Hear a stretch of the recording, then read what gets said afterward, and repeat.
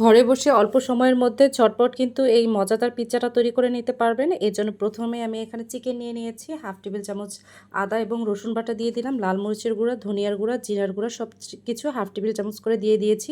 Tomato sauce, soya sauce, Maggi sauce, fish sauce দিয়ে দিয়েছি। যদি ম্যাগি সস, ফিশ সস না থাকে তাহলে একটা ম্যাজিক মশলা প্যাকেট দিলেই হবে। এরপরে লবণ এবং সামান্য একটু লেবু দিয়ে মাংসটাকে মেরিনেট করে রেখে দিলাম। আর এদিকে ময়দা নিয়ে নিয়েছি, চিনি দিয়ে দিলাম, গুঁড়ো দুধ দিয়ে সামান্য পরিমাণে লবণ আর ইস্ট দিয়েছি 1 টেবিল চামচের মতো। এরপরে হালকা কুসুম গরম পানি দিয়ে একটা ডো তৈরি করে নিলাম।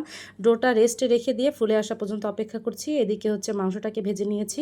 ডোটা ফুলে আসার পরে ডোটা আমি রুটির মতো বেলে নিয়েছি। তারপর যেহেতু আমি চুলায় বেক করবো এই জন্য একটা স্টিল প্লেট নিয়ে নিয়েছি। এরপরে তেল দিয়ে দিলাম, তারপর পিৎজাটা দিয়ে দিয়েছে, একটা কাঁচা চামচ দিয়ে ছিদ্র করে নিলাম। যাতে বাসায় যদি পিৎজা সস না থাকে তাহলে টমেটো সস বা চিলি সস দিয়ে করে নেব, আর যদি চিলি সসও না থাকে তাহলে টমেটো সস দিলেই হবে। এরপরে যে টপিংসগুলো রেখেছিলাম সেগুলো একে একে দিয়ে দিলাম। টমেটো দিয়ে দিয়েছি, এখানে পেঁয়াজ দিয়ে দিয়েছি, আর মজেরেলা চিজ, ক্যাপসিকাম আর একটু টমেটো, আর উপর দিয়ে অরিগানো দিয়ে একেবারে 30 থেকে 40 মিনিটের মতো বেক করে নিলেই তৈরি হয়ে যায়।